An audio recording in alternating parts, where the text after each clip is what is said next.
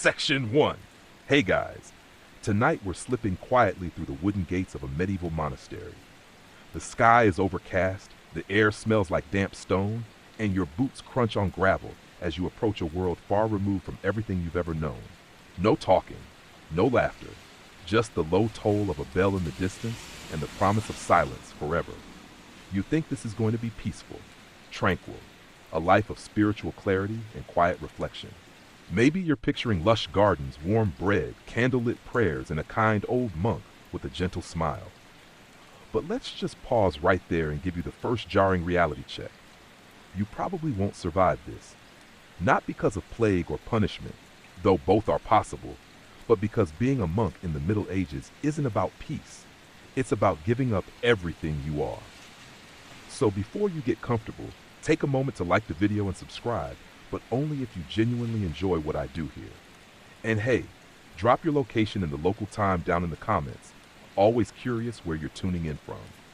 Now, dim the lights, maybe turn on a fan for that soft background hum, and let's ease into tonight's journey together. You stand at the edge of the cloister, a novice, no longer a child, not yet a monk. You've chosen, or been forced, to enter this place. Maybe your parents were poor and couldn't afford to keep you. Maybe you were the second or third son with no inheritance.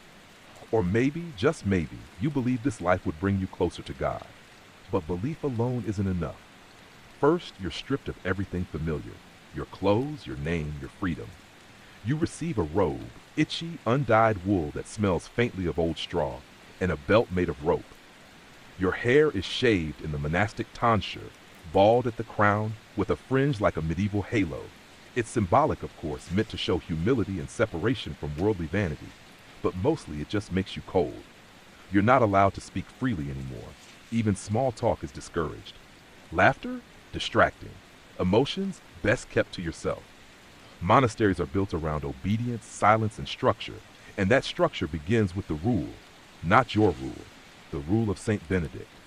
This document, written in the 6th century, is your new script for life. It tells you when to wake, when to sleep, when to pray, and even when to think.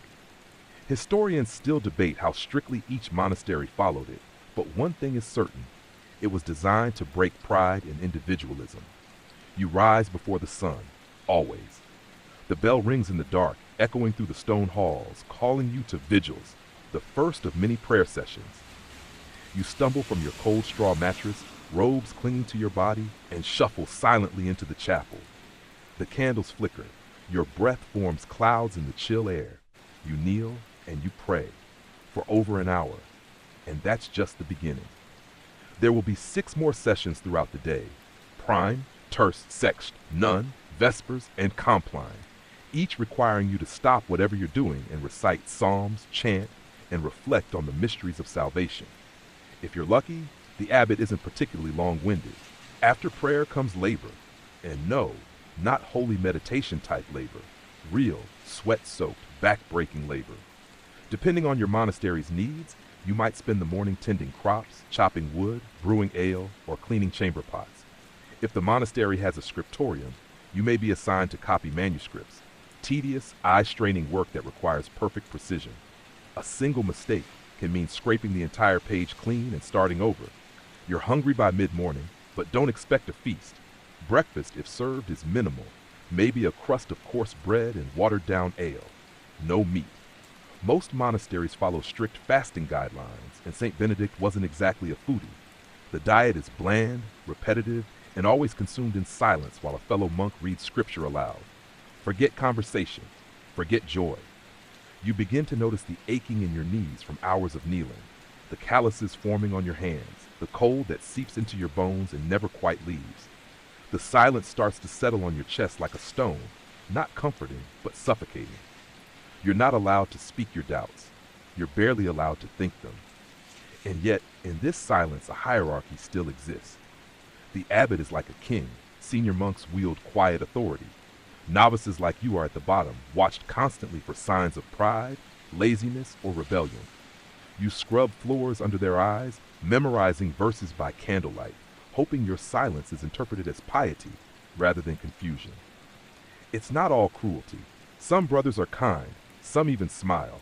There are moments, fleeting ones, where the candlelight catches the stained glass windows just right, and you feel something like peace. But that peace is earned at a steep cost. If you falter, speak out of turn, fall asleep during prayer, drop a bowl in the refectory, you're disciplined. Sometimes it's public confession, sometimes isolation. In the harshest communities, it's corporal punishment. Saint Benedict himself recommended a severe beating in certain cases, not exactly the image of monkish serenity you were expecting. Still, you press on, because to leave is worse. Breaking your vows means excommunication, or worse, being labeled a heretic or deserter. The outside world is full of sin, you're told, full of war, temptation, and eternal damnation. In here, at least your suffering has purpose, or so they say. By the end of your first week, you're exhausted. Your knees are bruised, your stomach growls, your head aches from constant chanting. You can barely remember what your old clothes look like, or your family's faces. You start to dream in Latin verses, and yet, this is only the beginning. Many monks spend decades inside these walls. Some never leave. Others like you might start to wonder, was this truly the path to salvation? Or just a different kind of prison? But those thoughts, like your old name, are now forbidden. So you bow your head and pray. Section 2. You've made it through your first week, barely. The bells now haunt your dreams.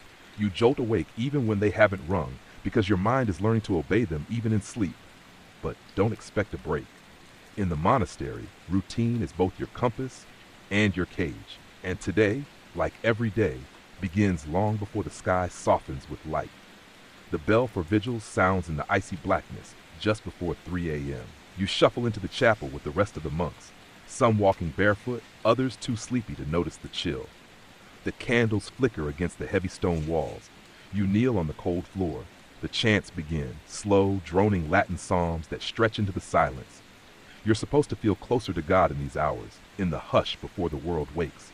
But mostly, you just feel cold and tired, so deeply tired. There's no coffee, no soft mattress to collapse into after. You head straight into Lauds, the second prayer service, and then Prime, where the day officially begins. It's still not yet sunrise, and you're expected to have completed 3 religious obligations. You whisper the prayers with the others, the words becoming muscle memory. Some monks chant with tears in their eyes. You can't tell if it's from devotion or exhaustion. Now comes labor. Today, you've been assigned to the gardens. The monastery needs food, not just for the brothers, but sometimes for local villagers, pilgrims, or guests. You grab a crude wooden hoe and begin to till the stony soil. Your robe catches on thorny weeds. Your back starts to ache almost immediately. The soil is unforgiving. Your knees are still sore from hours of kneeling. And still, the work must go on. There's no conversation while you dig. A senior monk eyes your form, makes sure you're not slouching, not slacking. If you are, he might not say anything, but you'll know. Your next job will be worse. Maybe hauling water, maybe shoveling waste from the latrines. By mid-morning, you're granted your first meal of the day.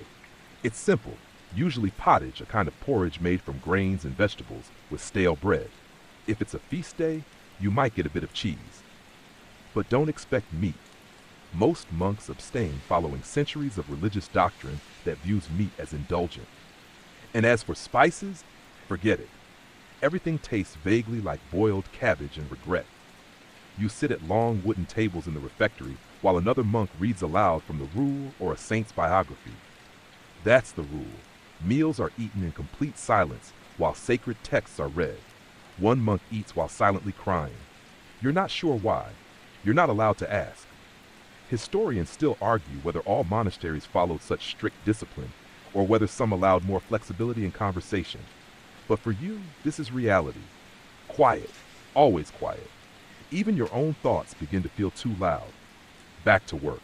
This time it's the scriptorium, a windowless, chilly room where monks copy manuscripts by hand. You're still just a novice, so you're not yet allowed to ink anything. Instead, you prepare parchment. This means scraping animal skins, usually calf or sheep, with a blade to make them smooth and white. It's smelly. It's slow. Your hands cramp from holding the knife at the right angle.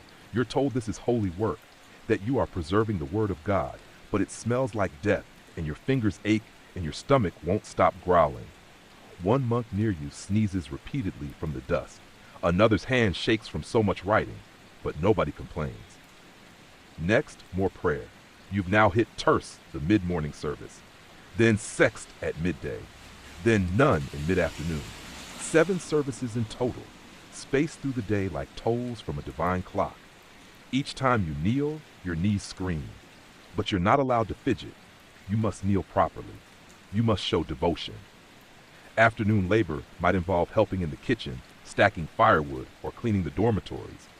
Monasteries are like self-contained villages. They produce their own food, bind their own books, build their own furniture. If you're lucky, you might be assigned to care for the herb garden. But even there, silence reigns. You start to envy the older monks, not because they're wise or holy, but because they've developed that 1,000-yard stare, the look of someone who's accepted that this life is all there is. You wonder when that will happen to you. By the time Vespers rings, the sun is low and your hands are blistered. Evening prayers are longer, more elaborate chants, more incense, more time to fight the creeping fatigue in your bones. You stand, sit, kneel, stand again. Your body knows the motions now. It's your mind that keeps slipping. Dinner is similar to breakfast, maybe warm lentils, maybe the same pottage from earlier reheated. You sit, listen to scripture again, eat without tasting. The monks eat with their sleeves tucked in, never letting their robes dip into their bowls. It's strangely elegant, like a ritual. And yet, the food is so bland it feels like penance. The final prayer service, Compline, closes the day. You chant with your last ounce of energy, lips dry, knees wobbling. Then finally to bed. Not that it's restful. The dormitory is a long, narrow room with rows of straw mattresses on the floor. You sleep in your robe. There are no pillows, no privacy, and you're not allowed to talk. You lie awake, staring into the darkness. Someone is coughing. Another is muttering prayers in their sleep. You roll onto your side, trying not to make a sound, but your thoughts race. What if you'd stayed home? What if you'd been a blacksmith, or a farmer, or even a soldier? Those lives are brutal too, but at least they let you laugh. Here, laughter feels like a sin. Eventually, exhaustion wins. You sleep, but just before you drift off, you hear the bell for vigils tolling in the distance. Section 3. The rhythm of your monastic life continues, but now your tasks have changed. Today, you're pulled from your usual labor and given something more sacred, or perhaps more dangerous. You've been assigned to assist in the infirmary. At first, this might seem like a small blessing. Fewer blisters, less mud. But within an hour, you'll learn just how grim medieval medicine can be. The monastery infirmary is a narrow stone chamber tucked behind the chapel. Light filters in through slits in the walls, barely enough to illuminate the rows of sick monks lying on crude wooden beds. The air reeks of sweat, herbs, and something more sinister, rotting flesh. One monk moans quietly, clutching his side. Another stares blankly at the ceiling, whispering scripture as if bargaining with death. Your job today is simple: change bandages and boil linens. But nothing in your life has prepared you for the horror of unwashed wounds. You watch as the infirmara, an older monk with cracked hands and a 1,000-yard stare, gently peels away a dressing. The flesh beneath is gray and oozing. The stench hits you like a brick. You gag. He doesn't even blink. You learn to recognize the basics. Swollen joints mean gout. Blackened toes suggest frostbite or gangrene. Sores in the mouth, probably scurvy. But you're just guessing. Nobody really knows. Even the infirmara admits that most treatments are trial and error. Leeches are used liberally, supposed to balance the humors. Boiled nettles are mashed into poultices. You don't ask why. You just apply them. Historians still debate whether medieval monks had advanced medical knowledge or were simply experimenting. What's clear is this: monks were the closest thing to doctors for miles, and their patients included villagers, nobles, and sometimes even other monks who had been too pious or too stubborn to admit they were sick. The tools are terrifying: blunt knives, cauterizing irons, metal probes that look more like instruments of torture. There is no anesthesia, no antiseptic, just whispered prayers and a firm grip. You assist in holding down a monk with a festering leg wound while the infirmara presses a glowing hot rod into the flesh. The scream stays with you long after the smell fades. Your afternoon is no better. You're sent to help collect herbs. This might sound peaceful, like an escape into nature, but it's winter, and the monastery's herbarium is nearly barren. You walk miles in the cold to find even a handful of yarrow or sage. Every plant is precious. Each leaf might be the one that soothes a fever or slows a cough. You return with frostbitten fingers and a bundle of damp roots. The infirmara thanks you with a tired nod. No smile. You wonder if he even remembers how to smile. Back in the main hall, a young monk collapses during prayer. His lips are pale. You and another brother carry him to the infirmary. He doesn't speak. His eyes flicker open and closed. The infirmara checks his pulse, then gives him warm beer with honey and lays a damp cloth on his brow. That's all they can do. And so you wait. You're learning that illness in the monastery isn't rare, it's routine. Poor diet, harsh weather, and endless labor break even the strongest bodies. Sleep is brief and restless. Hygiene is rudimentary at best. Monks bathe perhaps once a month, more often if assigned to clean the latrines. And yet, ironically, the monastery is considered a refuge from the dangers of the world. That's the cruel trick. You've traded one kind of suffering for another. Instead of the sword, it's sickness. Instead of hunger, it's fatigue. You're always one misstep away from being the one lying in the infirmary bed, whispering psalms as fever burns through your body. The day ends with a funeral. A brother, older and quiet, finally succumbed to a winter cough that became something worse. No one says pneumonia. They don't have that word. They just say his humors failed. You dig the grave behind the chapel with numb hands. The ground is frozen and uncooperative. It takes hours. There's no headstone, just a simple wooden cross hammered into the earth. The prior gives a short blessing. A few monks chant a slow hymn. No one cries. Death here is as common as dawn. You return to the dormitory in silence. Your robe is soaked with dirt and melted snow. Your boots squish. You strip them off and crawl into your straw bedding. Someone is already coughing again in the corner. You shiver, wondering if the sickness will find you next. And then, just as your eyelids begin to lower, you hear it again. The bell for vigils. Section 4. Today you're summoned to a different duty, one you've dreaded from the very start. The kitchens. At first glance, it seems like a break from the physical demands of farming or the grimness of the infirmary. But it quickly becomes clear. The monastery kitchens are their own kind of hell. You start the morning hauling firewood, heavy logs stacked and restacked. Smoke already curls from the chimney, thick and acrid. Your eyes water. Your robe traps the heat, and within minutes you're sweating, though it's still dark outside. The cook is a grim-faced monk named Brother Aldrich. He doesn't speak unless absolutely necessary. He gestures with his knife, a blade that's dulled from years of chopping, but still looks menacing. Your job is simple. Prepare vegetables, clean pots, stoke the fire. But even simplicity here is brutal. The vegetables are shriveled, stored from autumn, and half are moldy. You're told to cut off the rot and keep the rest. Breakfast isn't elaborate. In fact, it barely qualifies as food. You stir a massive cauldron of watery pottage, thickened with barley and perhaps a few wilted leeks. There's no salt. Salt is precious and reserved for preserving meat or curing hides. For you and the rest of the monks, seasoning is a luxury you've long forgotten.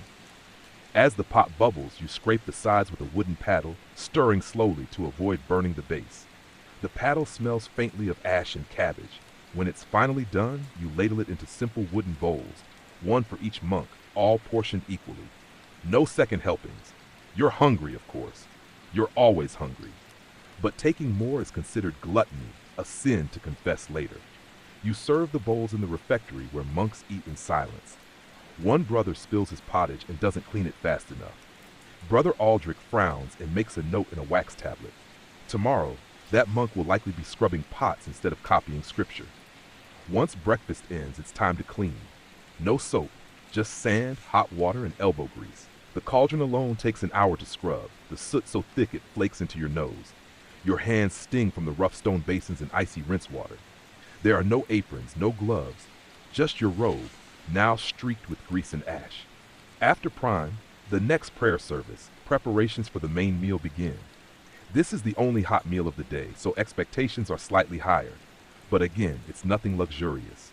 Lentils, root vegetables, stale bread soaked in broth to soften it, maybe, just maybe, a dried fish or egg if a special feast day is approaching. You are sent outside to the root cellar to gather parsnips and turnips. The smell is overwhelming, damp earth, mildew, and something faintly rotting.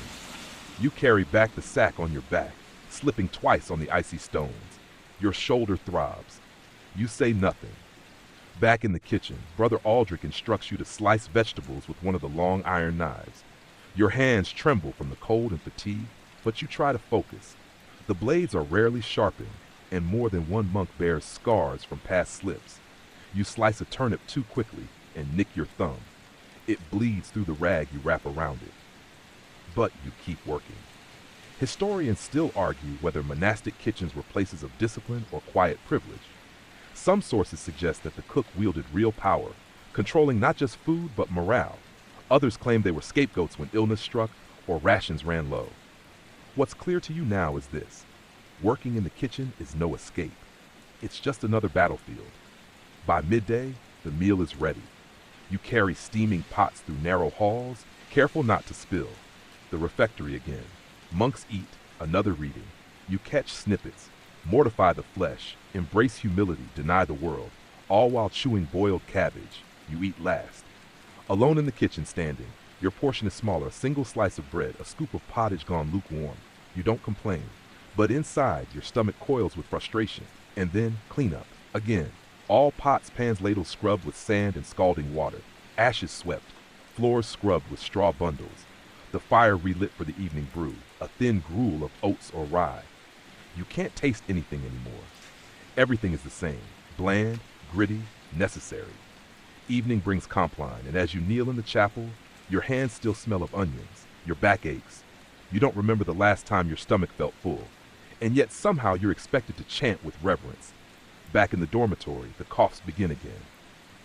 The monk beside you shifts in his sleep. You wonder how much longer you can do this. You dream of roasted meat, of warm beds, of speaking freely without fear of penance. And still, the bell rings. Always the bell rings. Section 5. It's another cold morning.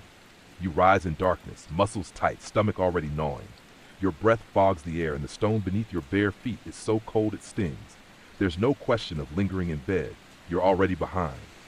The bell has rung for lauds, and being late means penance, kneeling for hours on stone, or worse, fasting for a full day. After prayer, you're not sent to the fields, nor the kitchen, nor the scriptorium. Today, you've been selected for the scriptorium's lesser-known work, parchment making. It's a task few think about when imagining monastic life, but without parchment, there's nothing to write on. No gospels, no records, no illuminated manuscripts, and you're about to learn just how unpleasant that sacred task really is. You're led to the tannery outside the monastery walls, downwind for good reason. The moment you approach, the stench hits you like a fist. It's the unmistakable odor of death, rotting hides, urine, and lye. Your stomach clenches. You swallow hard. You've passed this building many times but never been inside. The master tanner is not a monk. He's a lay brother, one of the few permitted to live and work here without taking full vows. He's missing 2 fingers and has a constant squint. Without saying a word, he hands you a dripping hide, soaked in a vat of lime water for days. It's slippery, yellowed, and still smells faintly of the animal it came from, likely a sheep. Your job: scrape off every last bit of hair, fat, and flesh using a curved blade against a wooden beam called a scraping horse. The work is gruesome, the smell worse. It's cold, but you sweat under your robe from the effort. You slip more than once, nearly gouging your palm. Your hands reek of decay and will for days.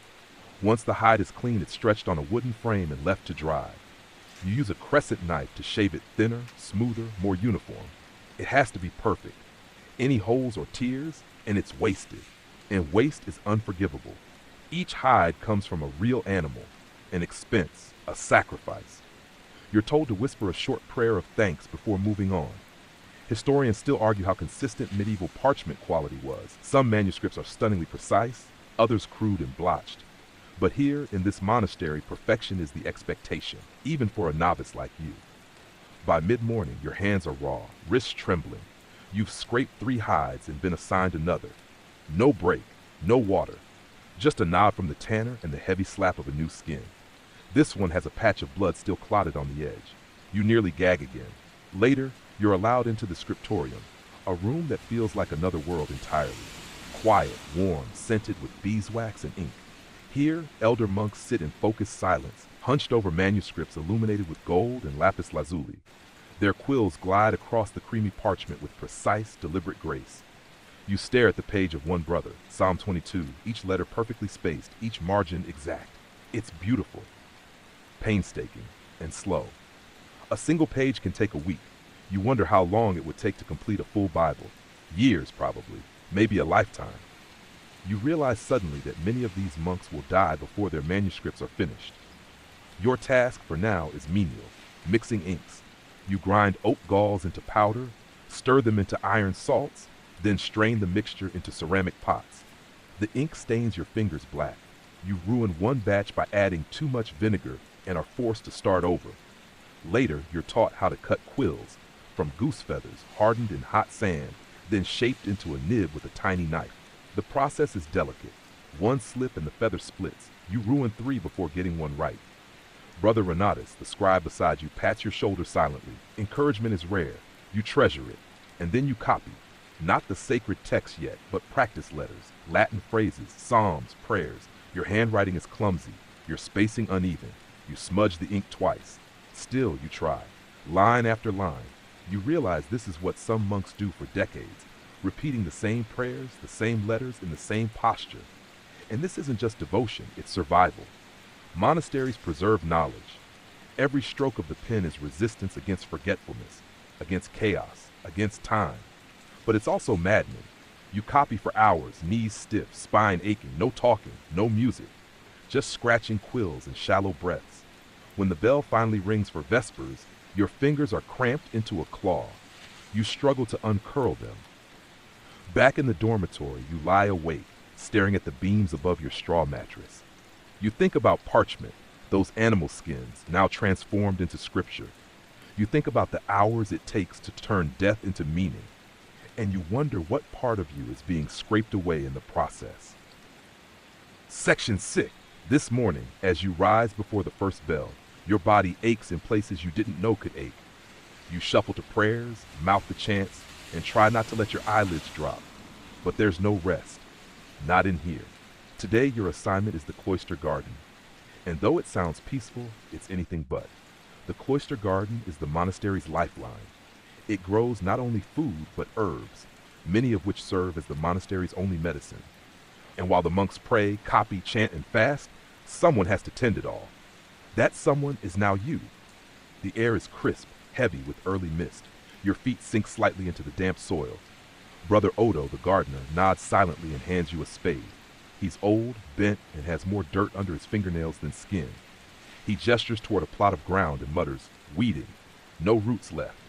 You kneel, knees damp instantly, and begin the long process of pulling plants from the earth. Some weeds snap easily, others cling like they've been growing for centuries. Your fingers quickly grow numb, then sore, then blistered. The roots resist. Dirt wedges under your nails. It stings. The monotony might be meditative if your stomach weren't empty and your back weren't on fire.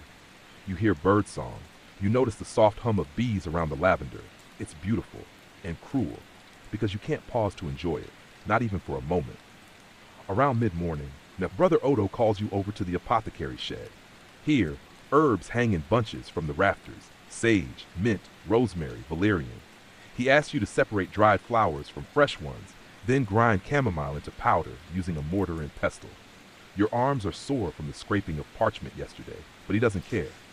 The monastery depends on these herbs. There's no doctor, no surgeon, just centuries of oral tradition passed down through monks like Odo. Fever? Willow bark. Toothache? Clove oil. Sleeplessness? Poppy or lavender if available. That last one you wish you could use yourself. You're asked to gather more comfrey and yarrow from the field beyond the garden. The ground is slick with frost, and you slip twice before you find the plants. One of the leaves tears in your hand. It smells like cut grass and something darker. You remember how Brother Odo said yarrow stops bleeding. He once sewed a wound with it using thread made of horsehair. Historians debate just how advanced medieval herbalism was. Some call it superstition. Others insist monks had shockingly good results for the time. You don't know which is true. You just know that when Brother Odo packs a poultice for a coughing monk, everyone looks relieved. You return to the garden and are told to water the root vegetables, turnips, onions, leeks. The bucket is heavy, the well far. Your arms feel like they're detaching from your shoulders. Each trip takes longer. Brother Odo watches but says nothing. He expects you to endure. There's no lunch today.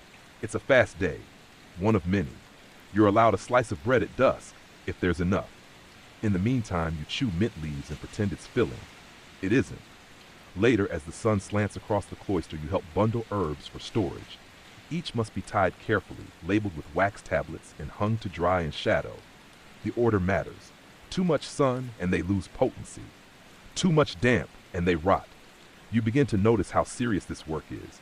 A monk's fever might depend on whether you dried his chamomile in the shade. A child's cough might worsen because you mislabeled 2 roots. The margin for error is terrifyingly small, and no one has time to check your work. Then comes the bees. Brother Odo keeps 2 hives. Honey is precious, both for medicine and for rare sweetening of food. You're told to help harvest some. The smoker is lit, the hive opens, and suddenly you're surrounded by buzzing wings and a rising panic in your chest. You try not to flinch. You fail. One stings you on the hand.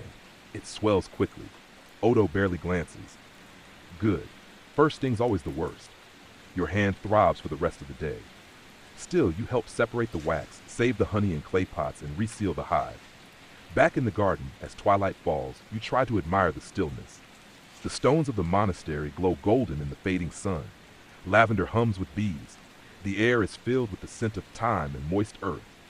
For a moment you feel calm, but it doesn't last. A bell rings, and your body, like a puppet on a string, lurches toward the chapel once again. Later that night, you lay in bed, your fingers sore and sticky with sap. You close your eyes and smell herbs, clove, basil, nettle. You dream not of peace, but of weeds growing back, faster than you can pull them. You wonder, as always, if this is what salvation smells like. Section 7. The bell for matins wakes you in the middle of the night. Again, it always feels like you've barely slept. Maybe because you haven't. Maybe because even sleep in the monastery is just another duty to be managed, rationed, and interrupted. You rise in silence, pull your robes around your aching frame, and join the procession of half-asleep figures moving through dark corridors, lit only by sputtering oil lamps. The chanting begins. Latin words echo off cold stone. The sound is haunting, beautiful, and hollow all at once. Your voice cracks mid-verse. No one notices. Once prayers end, there's no going back to bed. You move straight into manual labor again. This time, cellar duty, which on the surface sounds simple enough. Carry some jars, count barrels. But it's not that kind of cellar. This is the wine and ale cellar, an essential part of monastic life. The monks brew and ferment their own beverages, both for themselves and to sell to nearby towns. Water, as you now know, is unreliable. But ale? Ale is safer. Boiled, fermented, blessed, and surprisingly strong. Your task begins with scrubbing the barrels. Massive oak casks that haven't been emptied in months. You scrape crusted yeast from the sides. You inhale fumes so sour your nose burns. Your robe soaks through with brownish liquid. There's a rat skeleton behind one barrel. You pretend not to see it. After cleaning comes the brewing. Brother Paulus oversees this task with a fervor that borders on obsessive. He explains the importance of grain ratios, the boiling process, the hop levels. You nod, not understanding half of it. All you know is your arms hurt from stirring mash in a vat as big as a horse trough. People think we just pray all day, Paulus mutters as he dumps hops into the brew. They don't realize we also have to keep the monastery afloat. He smiles grimly, and sometimes slightly tipsy. You lift sacks of barley, one after another, up a narrow staircase. Each sack weighs as much as a small child. Your back protests with every step. You slip once, nearly tumbling backward. No one helps. They just watch to see if you'll get up. You do. Historians still debate how strong medieval monastic ale really was. Some claim it was weak, more like flavored water. Others believe monks brewed potent drink, kept the best for themselves, and sold the rest to villagers. All you know is the fumes from boiling mash make your head spin. You feel half drunk by noon and haven't had a drop. Later, you help bottle the finished ale. Thick clay jugs, sealed with wax. The wax burns your fingers. The jugs are slick and heavy. One slips from your grip and shatters on the floor. Brother Paulus sighs but says nothing, just marks the loss on a wax tablet. You'll be assigned extra prayer as penance. Again. After the ale comes cheese. Yes, cheese. You had no idea monks made so much cheese. Wheels and wheels of it, stored on wooden racks in the back of the cellar. You're told to turn each wheel carefully so it ages evenly. Some are soft and fragrant. Others smell like rotting socks. One cracks in your hands. You feel tears sting your eyes, not from the smell, but from the exhaustion. From the knowledge that every mistake means more punishment, more labor, less rest. Still, there's something oddly satisfying about the cellar. The order, the repetition, the sense that for once, you're part of something bigger, something productive. You begin to understand why some monks devote their whole lives to it. There's comfort in predictability, in fermentation, in mold. But then comes the inventory. You're tasked with counting every jug, every wheel, every loaf. Numbers etched into bone tokens, matched with tally marks on tablets. You lose count twice. Start over. Brother Paulus is patient but stern. You think prayer keeps this place alive? He asks. Prayer helps, but it's cheese and ale that pays the tithes. You stay in the cellar well past sunset. The air grows colder. The torches flicker. You hear the scurrying of rats again. You don't react this time. You're too tired. You finish stacking the last row of jugs and collapse onto a sack of grain just for a second. You're scolded for resting. Back to the dormitory. No dinner. Your robe still reeks of ale and cheese. You think you'll never eat either again. As you lie in bed, sore, hungry, head still spinning from hours in the brew house, you reflect on the monks who do this every day, year after year. And not just for survival, but for salvation, for obedience, for love of God. You begin to understand something. The monastery doesn't just demand your time or your labor. It demands your body, all of it, poured out like wine, broken like bread. And still, you rise again the next morning. Section 8. You wake to a sound that's become all too familiar, the steady drone of bells. It's not just a signal for prayer, it's the clockwork of your new life, dividing each day into carefully measured slices of devotion, duty, and discipline. This morning, however, holds something different. You're summoned not to the garden, the cellar, or the scriptorium, but to the infirmary. Brother Matthias, the monk in charge of caring for the sick, greets you with a nod that's more tired than kind. We're short-handed, he murmurs. Many fevers this week. The damp gets into their lungs. You're quickly assigned a robe and a bowl of vinegar water. For your hands, Matthias explains, though whether it's for cleanliness or symbolism, you're not sure. There are no gloves, no sterilization, no idea of germs, only ritual, prayer, and herbs. Your first task is to change the bedding of a monk with a high fever. The straw mattress is soaked through. His breath rattles like a broken bellows. You try not to flinch as you approach. Brother Matthias watches you closely. Don't fear the dying, he says, almost gently. Fear your indifference to them. You carry away the linens and fetch fresh straw, your arms sticky with sweat and something else. Then it's poultices, mashing garlic and mustard into a paste and applying it to chests and throats. The smell is overpowering. Your hands tingle. Some monks whisper that mustard can draw out demons. Others just hope it helps them breathe. One patient begins to convulse. Matthias moves fast, placing a cloth between his teeth and holding his shoulders. You do the same, trying not to let the panic show. When it's over, the monk lies still. He's alive, for now. Historians still argue whether medieval monks truly understood disease or simply stumbled on effective treatments through trial and error. In some cases, their herbal remedies helped. In others, they likely did more harm than good. You can't say which applies today. You just follow instructions. Next comes the most dreaded task, cleaning wounds. Brother Matthias unwraps a bandage from a monk's leg and reveals a gash crusted with pus and blackened edges. The smell hits you before you even see it. You gag. He doesn't react. Rosemary, honey, wrap it tight. You obey, hands shaking. You wonder if this man will live. You wonder if it matters. Later, you help prepare a deathbed. One of the older brothers has slipped into unconsciousness. His breaths are shallow. The monks gather to sing. You light candles, scatter herbs, place the crucifix by his hand. There's no rush, only reverence, and then he's gone. No cry, no drama, just one breath that never becomes the next. You help carry him to the mortuary. It's a cold stone room with little more than a slab and a small window. You wash his body, say the prescribed prayers, wrap him in cloth. He'll be buried before dawn. There's no embalming, no eulogy, just earth. It strikes you then. Death is not a tragedy here. It is routine. It's folded into the day like any other chore. The monastery teaches that the soul matters, not the flesh, but flesh is all you see, wounded, dying, rotting. You try to reconcile this with the chants about eternal life. When the burial bell tolls, you join the slow procession to the cemetery. The grave is already dug. The soil is damp. The wind cuts through your robe. You lower the body into the earth and scatter the first clods of dirt. The weight of the world feels very literal today. Afterward, the monks return to their routines. No feast, no break. Death earns no holiday. Brother Matthias pats your shoulder. You did well, he says. You'll grow used to it. You're not sure that's comforting. Back in the infirmary, a boy from the village is brought in, barely 10, with a fever that won't break. His mother isn't allowed inside. You hear her crying at the door. You hold his hand through the night, whispering psalms you barely understand. He looks at you, wide-eyed, and asks if he'll see his dog again. You lie and say yes. Around midnight, he begins to recover.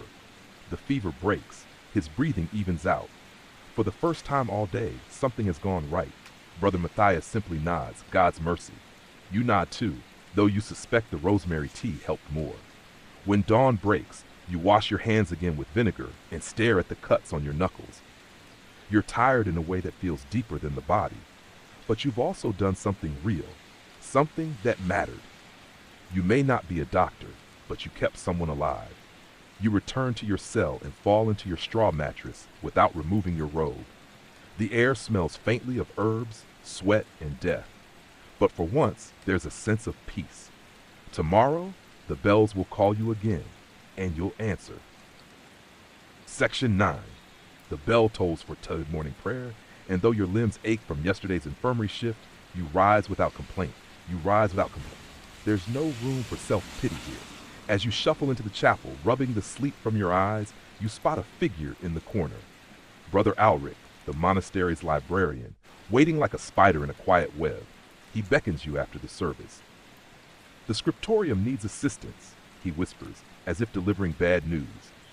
The illuminators have fallen behind again. You don't know whether to feel honored or doomed. The scriptorium is sacred space, quiet, cold, dusty, and terrifying in its own way. You step into the long hall, where rows of monks sit hunched over parchment, quills in hand, eyes squinting against the soft glow of narrow windows. The air smells of ink, wax, and dried vellum. No one speaks. The only sounds are scratching pens and the occasional creak of a wooden stool. Brother Ulrich assigns you a simple task, cutting parchment. You sit before a stack of sheepskins, already scraped and dried. Your job, trim the edges, square the corners, make them fit perfectly into the codices.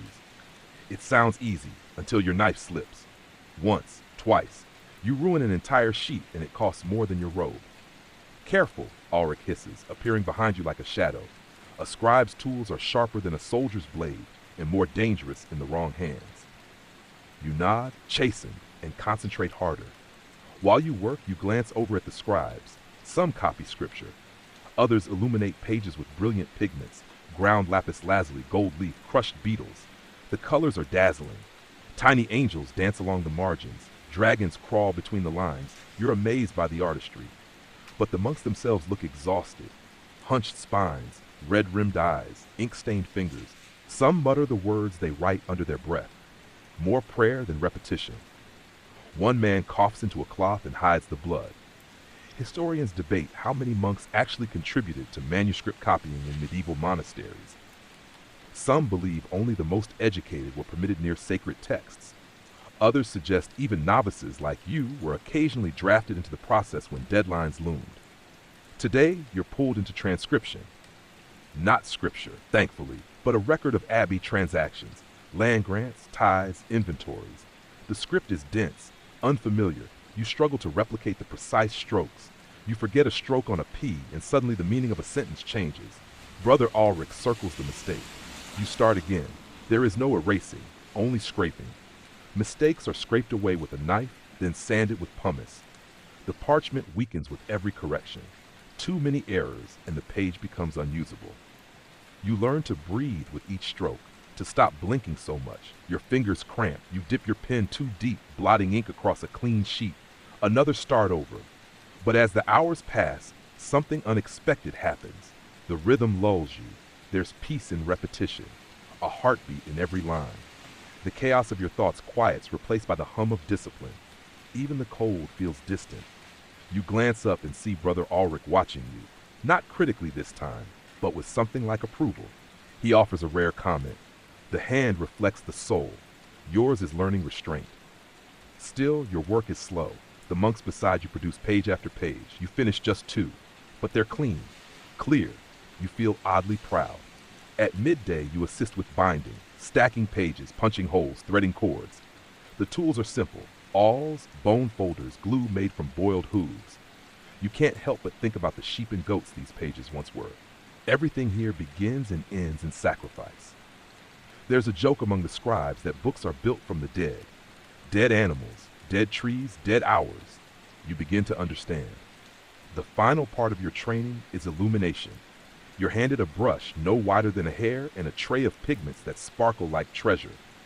Decorate this initial, a monk instructs, pointing to a blank capital letter at the start of a page. You hold your breath, lower your hand, and smear blue across the margin. Silence, then a sigh. You'll do better tomorrow. You scrape, sand, start again. By the time Vespers approaches, your hands are numb, your eyes blur, but you've completed a single illuminated letter, a golden S with curling ivy. It's not perfect, but it's yours. On your way back to the dormitory, Brother Ulrich stops you. He presses a small scrap of parchment into your palm. Practice, he says. The library may need a new hand soon. You nod, tuck the scrap into your sleeve, and feel something rare, anticipation. Not all who join monasteries find peace, but here, in this quiet hall of parchment and prayer, you found a sliver of purpose. Tomorrow, you'll try again. Section 10. Tonight, your dreams are filled with gilded letters and scraping knives, but the morning brings something far more jarring. Shouting at the gate. You bolt upright.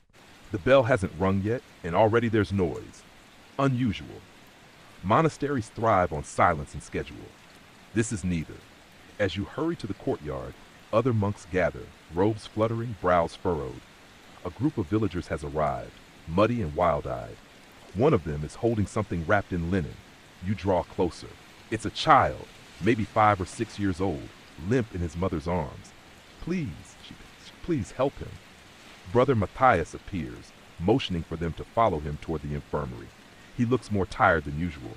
There's a slump to his shoulders that wasn't there a week ago. You offer to help. He accepts with a nod. Inside, the child is burning with fever. His skin is flushed, his eyes rolled back. You've seen this before. It spread through the village last autumn. Some blame spoiled grain. Others whisper darker things. Witchcraft, punishment, the devil's breath. But here, there's only one course of action. Treat the symptoms, pray, and wait. Matthias sets you to boiling water for herbal infusions. Yarrow, sage, and meadowsweet. The mixture smells bitter, almost sweet. You sponge the child's forehead, whispering comforting lies. He can't hear you. The villagers wait outside, frightened. The mother paces. The father clutches a carved wooden rosary until his knuckles turn white.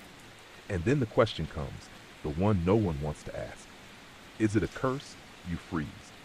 Because here, in the Middle Ages, curses are real, or at least people believe they are.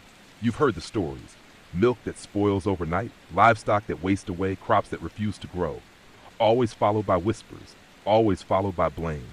Historians still argue whether belief in curses was rooted more in fear than faith. Some claim it was a way to make sense of random tragedy. Others insist curses were part of a broader spiritual worldview, where gods, saints, and demons all had a hand in everyday affairs. Brother Matthias avoids the question. Pray for him, he says gently, not against someone else.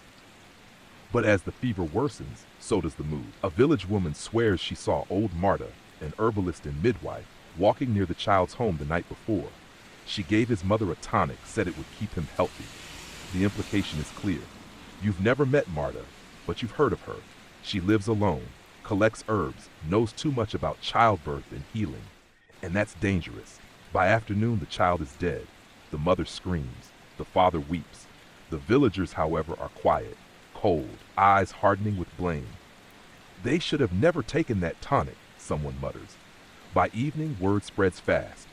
Monks whisper about a meeting in the abbot's chamber. You're not invited, but you hear snippets. Superstition, one says. Witchery, says another. That night, a group of men from the village marches toward Marta's home. You stay behind, heart pounding, unsure what you're hoping for. That they won't find her? That they will? Because this is the part you never read about in prayer books, the fragile thread that ties religion to justice, mercy to fear. You sleep poorly. The next morning, you find out Marta has been brought to the monastery. She's not imprisoned exactly.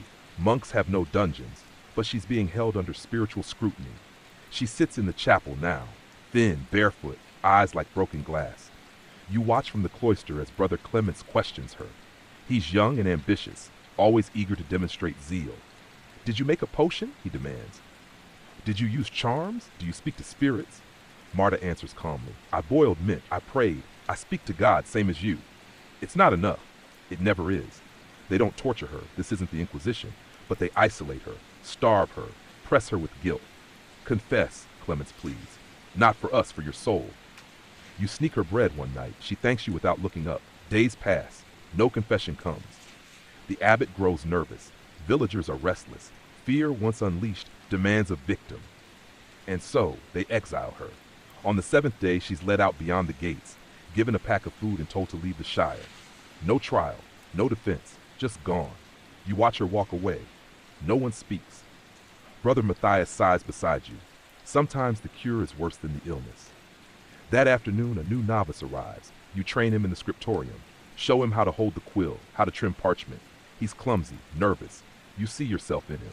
You wonder if one day he'll watch a woman be exiled and feel helpless too. And whether, like you, he'll stay silent. Because that's the truth of monastic life. It shapes your spirit, yes, but it also molds your fear. Faith teaches you to act with compassion, but fear teaches you to survive. Section 11. Rain falls in a steady drizzle the next morning, soaking the cloisters and turning the monastery grounds into a slow drowning world of gray. The sky seems lower somehow, as if pressing against your thoughts, and the silence feels different, heavier, maybe, like something is missing. You think about Marta, whether she made it through the woods, whether she even wanted to. The image of her barefoot form walking beyond the gate clings to your memory like damp wool. But there's no time for reflection. The abbot has summoned everyone for an announcement in the chapter house. You shuffle into the room, along with the rest of the brethren. Most of them look exhausted. Brother Clement stands near the abbot, chin high, looking satisfied. That never bodes well. Brothers, the abbot begins. As you know, recent events have stirred unrest in our surrounding community. In light of these disturbances, it has been decided that our monastery will now take a more active role in guiding the moral direction of the people we serve. There's a rustle of discomfort, a few raised eyebrows. Brother Matthias quietly exhales. You already know what's coming. They're creating a new position, a spiritual overseer who will travel to nearby villages, investigate reports of sin, heresy, or witchcraft, and bring news back to the monastery. Not a witch hunter exactly, but not far off. Guess who gets assigned the job? That's right. Your name is called. At first, you think it's a mistake. You're not the most senior novice, not the most devout. You've ruined more than a few sheets of vellum. But that's exactly why, isn't it? You're expendable, curious, unthreatening, and perhaps after sneaking food to Marta, they're keeping you where they can see you. The next day, you're on the road again, cloaked, hooded, satchel slung over your shoulder. You carry parchment, ink, a crucifix, and a list of problem households. It's surreal, this blend of piety and suspicion. The first village is small, nestled near a crumbling Roman wall. You're greeted politely but warily. Everyone has heard what happened to Marta. You ask questions, record confessions, nothing serious, just idle gossip, strange dreams, someone's goat giving birth to a two-headed kid. But that's enough to raise concerns. Do you believe in curses? An old woman asks, eyes sharp as knives. I believe in fear, you reply. That night, you're offered a bed in the priest's house. He's thin, stern, and drinks too much. He tells you stories, of women who wake screaming, claiming they were visited in the night by shadows, of children who fall ill after walking past old burial mounds, of families who sleep with iron under their pillows. Do you think it's just stories? He asks. You don't know what to say, because deep down a part of you wonders too. Historians still debate the extent to which monks and clergy believed in the supernatural. Some accounts suggest that even the most educated harbored quiet beliefs in curses, spirits, and unexplainable signs. After all, in a world where science hasn't yet dawned, the line between natural and unnatural is razor thin. In the morning, you visit a family who believes their daughter is cursed. She hasn't spoken in weeks, just sits, staring at nothing, rocking slowly. Her hands tremble, her skin is cold. You pray over her, sprinkle holy water, whisper Latin phrases you barely understand. Nothing changes. You leave feeling useless. In the next town, it's worse. A man has been tied to a post in the square, accused of consorting with demons. Why? Because his bees stopped producing honey. You try to reason with the villagers. It's winter, you say. Bees do that. They don't listen. They want a judgment from you. You remember Marta, her silence, her exile, and you say nothing. The man is whipped, left bleeding. You turn away. As you continue your circuit, your nights grow heavier. You start to wake at odd hours, convinced someone or something is watching you. You hear bells where there are none, smell incense in the woods. Once you see a figure standing by the road, pale, still, watching. You blink, and it's gone. Are you losing your mind? Or is this just what faith becomes, twisted through fear? You start writing letters, long ones, not reports, not accusations, but confessions. Pages of thoughts you can't voice aloud, about doubt, about guilt, about Marta. You don't send them, you hide them inside your psalter, folded between Psalms 22 and 23. Eventually your tour ends. You return to the monastery with sore feet and a haunted stare. The abbot praises your diligence. Brother Clements eyes you with suspicion. You ask for your old duties back. The scriptorium, the infirmary, anything that feels real. But something's changed. You can't look at the world the same way anymore. You've seen what happens when fear wears robes and speaks Latin, and you're not sure your soul will ever be clean again. Section 12. You retreat to the scriptorium, hoping the steady scratch of quills and the scent of ink might wash away the memories.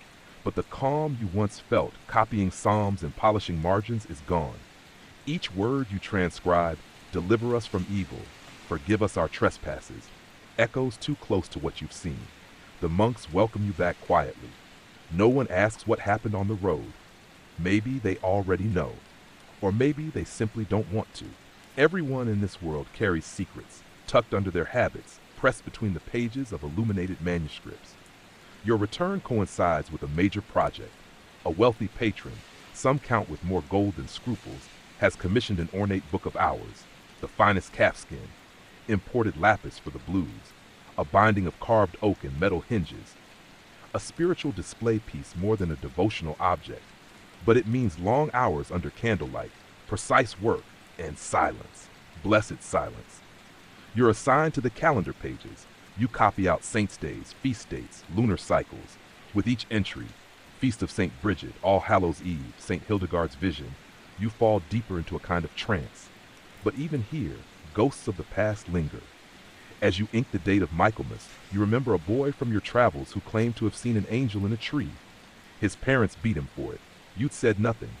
As you write St. Lucy's Day, you remember Marta, her eyes fixed on something far beyond the monastery gate.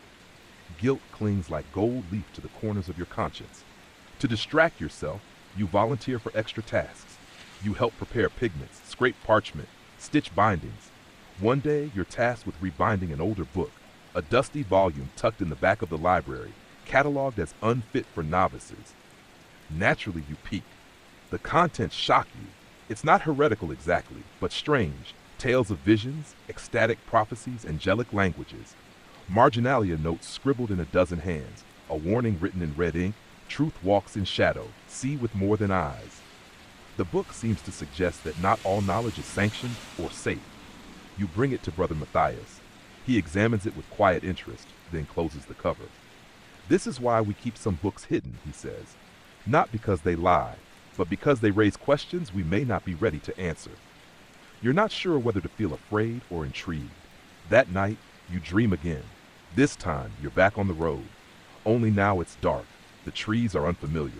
There's chanting in the distance, but no words you recognize. A figure stands in the path, hooded, faceless, holding the same strange book. When you reach for it, your hands turn to ash. You wake with a start, breath shallow, robes damp with sweat. And then you notice the psalter on your bedside table. It's open. The pages with your secret letters have been turned, creased, not ripped, but read. You leap from bed, clutching the book. Someone knows. Panic floods you. Was it Clements, the abbot, a novice? The next morning, you walk the cloisters like a man awaiting execution. Everyone seems normal, calm, but every glance feels like suspicion. Every nod, a silent judgment. Brother Clements passes you at the refectory door. He pauses, smiles. You've been writing, he says. That's good. Words are prayers too, don't you think? You nod slowly, unsure. Later that day, you're summoned. The abbot sits at his writing desk, hands folded. We've read your reflections, he says. Honest, troubled, but faithful. You're speechless, your worst fear, and yet somehow it feels relieving? The abbot continues. It's clear you've been tested, and we believe your insight could serve others.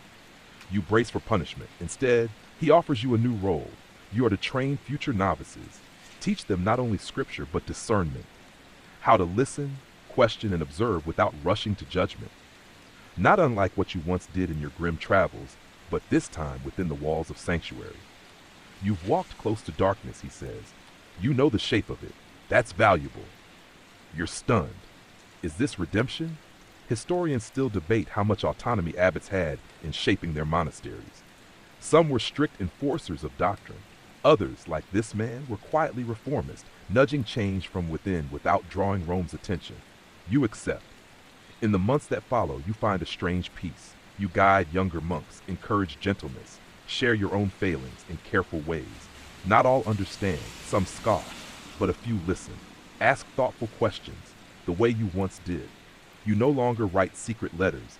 Instead, you inscribe truth into margins. In quiet flourishes, in the shape of vines and beasts and angels, you code your warnings. You mark feast days not only with saints, but with tiny symbols, an open eye, a broken chain, a crow flying free. And sometimes when you're alone, you think of Marta. You pray for her, and for the world she still walks in beyond these safe stone walls. Section 13. Winter falls heavily across the monastery, burying the courtyards in snow and quiet. The world seems hushed under its white blanket, and even the bells toll more softly, as though not to disturb the silence of deathless frost. Inside the scriptorium, breath mists the air as you work, gloved hands stiff as they guide the quill across parchment. You find comfort in this season. Fewer pilgrims arrive. The outside world seems to pause, and within that pause, you are allowed to reflect on faith, on fear, and on everything that lies between them. Your students progress. Some are bright, eager to ask questions. Others are too timid to raise. Others parrot doctrine, unwilling to see past the surface. One in particular, a boy named Ulrich, reminds you of yourself. Too curious, too quiet, always watching. One evening, he stays after class. Did you really see it? He asks suddenly. See what? The girl they sent away, the one from the woods. Some of the older monks say she made things with her hands, symbols, that she knew the names of things that aren't in scripture. You study his face, not afraid, not mocking, just open. I saw someone who was more alone than she should have been, you say. Sometimes people who are different frighten those who've never been taught how to understand them. He nods slowly. Later, you find that he's been drawing in the margins of his practice sheets. Circles, runes, vines twisted into unfamiliar shapes. You don't punish him. You tell him to make his marks neater, more precise, that if something must be hidden, let it be hidden beautifully. Meanwhile, outside the monastery, the regent sees. Word arrives that a neighboring lord has begun purging suspected heretics from his lands. He accuses families, razes homes. His banners bear both cross and flame. Monks gossip in whispers. The abbot says nothing. But one afternoon, a rider arrives. The lord requests aid, clerical eyes to confirm the heresies before sentence is passed. He wants monks to walk among the accused, lend spiritual authority to his actions. It is not a request. The abbot convenes a meeting. Discussion is terse. Some monks are eager to serve. Brother Clements volunteers immediately. You say nothing. You watch. Then the abbot turns to you. We need wisdom, he says. Someone who has seen what zeal can do. Would you go? You don't want to, but you nod. You travel again. This time not as a novice, but as an emissary, a silent witness. You arrive in a village already broken, blackened beams jutting from rubble, soot in the snow, the scent of old fire still lingering. The accused are held in a barn. Some are just children. A woman wears chains too heavy for her body. One man hums a hymn quietly as he's interrogated. The Lord, fat and smiling, greets you warmly. You'll find they've confessed already, he says, but a little Latin will make it official. You ask for time to observe, to read the confessions. He agrees, more interested in wine than detail. You pore over the papers. Most of the confessions are written in the same hand. The accusations are vague. Spoken tongues, walked at night, owned herbs. One boy, just 12, admitted to seeing a black dog in his dreams. That's enough for charges of demonic visitation. You find the boy. Speak to him gently. He tells you the dog belonged to his grandfather. It died the same year the harvest failed. He misses it, that's all. You stare at him, heart sinking. You go to the Lord that night. Try to argue, try to delay. We need to pray more, to fast, to seek clarity, you say. But he waves you off. The people want justice. They want to see action. If we wait too long, they'll riot. You're trapped. Historians still debate how much the church enabled secular purges like these. Some clergy spoke out. Others legitimized bloodshed through silence. You walk out into the snow. The cold bites deep, but it's nothing compared to the chill in your soul. You write letters again. This time, not hidden. You send them to abbots, to bishops, to anyone who might listen. Not accusations, just questions. Warnings, appeals. No replies come. The executions begin. They burn the boy first. You leave the next morning. Say nothing, refuse to bless the dead. Refuse to meet the Lord's eyes. When you return to the monastery, you do not enter the chapel. You go straight to your room, and you weep. Ulrich finds you that evening, silent. He says nothing, just leaves a small drawing on your desk. A black dog, sleeping under a tree. That night, you dream again. The dog is there by the gate, tail wagging. Marta is there too, watching the horizon. And for the first time in months, you wake not afraid, but grieving, which is, in its own way, healing. Section 14. Spring arrives with little fanfare. The snow melts slowly, revealing the monastery's gardens, now soggy and brown with the promise of renewal. Life begins again, quietly, uncertainly, but they're all the same. Birds return to the eaves. The novices plant herbs with clumsy enthusiasm. Somewhere, beneath the thawed earth, something like hope stirs. You resume your teaching, but the weight of winter's memories hasn't lifted. The image of the boy in the barn, the crackle of fire, the silence of authority, those stay with you. You speak more cautiously now, but you also listen harder. You notice more, and you teach your students not only to read scripture, but to read people. Ulrich grows bolder. He shares his drawings openly. They're no longer runes in the margins. They're depictions of saints and beasts, castles and creatures, strange and holy visions, rendered in vibrant ink and impossible detail. You wonder if the visions are his or borrowed. Either way, you encourage him. One evening, you find him in the library, staring at that same strange book you once discovered, unfit for novices. He looks up sheepishly. I wanted to understand, he says, why some truths frighten us. You nod. And what did you find? That fear makes things powerful, but maybe only because we give it permission. You smile at that, and for a moment the monastery feels safe again. But outside, the world shifts. News spreads of a growing movement, peasants speaking of dreams, of angels commanding them to rise against injustice. The church denounces it as heresy, but the ideas spread like wildfire. Sermons in marketplaces, painted symbols on walls, quiet rebellions in breadlines. Some monks worry, others dismiss it. You listen, because you remember Marta's voice speaking of spirits in the woods, and you remember how easily conviction becomes a crime. Then one day, a visitor arrives. Not a lord or a bishop, but a woman. Tall, hooded, weather-worn. She asks for you by name. You meet her in the orchard. She speaks softly, urgently. They're burning people again, she says. Not because they're guilty, but because they ask questions. She shows you a list of names. Among them, Ulrich's. Your blood runs cold. Why him? They say he paints what shouldn't be seen, that he talks to people who've seen visions, that he's learning from someone who's dangerous. She doesn't have to say it. You're the danger. That night you can't sleep. You pace the cloisters, heart pounding. You remember your own teacher's warnings the night you first left this place. You remember Brother Clemence's quiet compromise, the abbot's measured mercy. But now someone is hunting truth again. You go to the abbot, show him the list, plead for protection. We can't send him away, you say. He'll die. The abbot is quiet for a long time. Then he speaks. There are things I can no longer protect. Not because I don't want to, but because I no longer have the strength. You understand. It's not cowardice. It's fatigue. I'll take him away, you say, somewhere safe. And just like that, you are a fugitive again. That night, you and Ulrich leave the monastery. No fanfare. Just two travelers in worn cloaks, heading toward an uncertain future. You walk through fields thick with fog, past villages whispering of signs and miracles, past ruined churches and haunted wells. You hide during the day, move at night. And all the while, you tell him stories, not just of saints in scripture, but of Marta, of the boy with the black dog, of the book with red ink. You become his memory, his witness. Historians still debate how many monks abandoned their posts during heresy hunts. Some say it was rare. Others suggest an underground network of scholars, mystics, and fugitives who carried knowledge across borders, wrapped in cloth and silence. You find such a network. It's not grand, not secret chambers beneath cathedrals or hidden libraries lit with gold. Just people, ordinary, kind, tired, who still believe that questions are not sins. That wonder is not wicked. You stay with them for a while. Ulrich paints, you write. Together, you begin copying the strange book again, this time with commentary. You add your own margins, your own runes. You write not to convert, but to preserve. Because you know now, truth does not burn, it endures.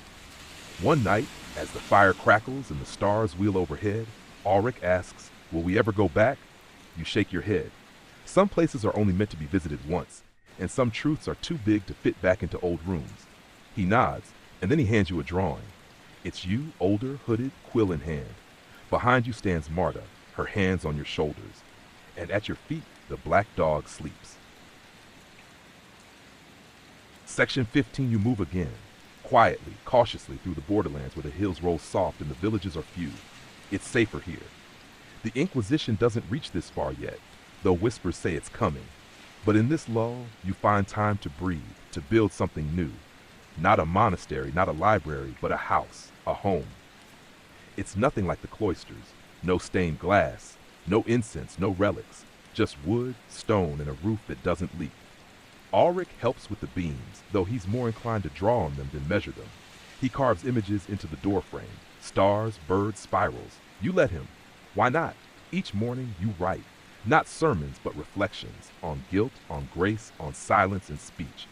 Ulrich paints beside you, illuminating your words with strange and beautiful symbols. Sometimes you laugh, sometimes you cry. Always you keep going.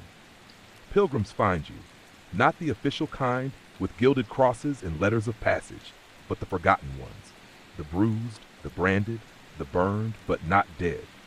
They come in pairs or threes, sometimes with children, sometimes with nothing. They come because they've heard there's a place where questions aren't punishable, a place where dreams aren't dangerous. You welcome them. There's no ceremony, no liturgy, just warmth and food and stories shared by the fire. One night, a woman speaks of a village where girls still dance under the moon. Another speaks of a cave filled with handprints, all pressed into red stone. Old as breath, she says. Someone else asks, is that heresy? You shrug. Only if you're still afraid. They smile. Historians still argue whether such communities ever existed. Some claim the records were destroyed. Others believe they never formed at all, just legends born from longing. But maybe longing is enough. Maybe it's the seed from which truth grows. Because your home is real, and so are the people who come to it. They bring scrolls wrapped in cloth, songs half remembered, prayers in forgotten tongues. You record them all, not to sanctify, not to correct, but to remember.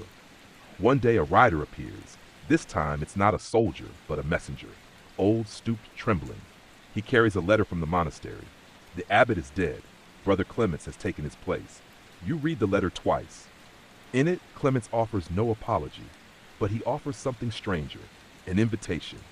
If you ever return, he writes, bring what you've learned. The world is changing again. And perhaps we must change with it. You fold the letter and say nothing. Ulrich finds you watching the fire later. Will you go back? You shake your head slowly. No, but I might send a book. He nods, and in the months that follow, you and Ulrich work tirelessly, not on one book, but many. Each one stitched by hand, each filled with your notes, your thoughts, your dreams. You include maps, illustrations, names of plants and stars. You include the names of the burned, the vanished, the silenced.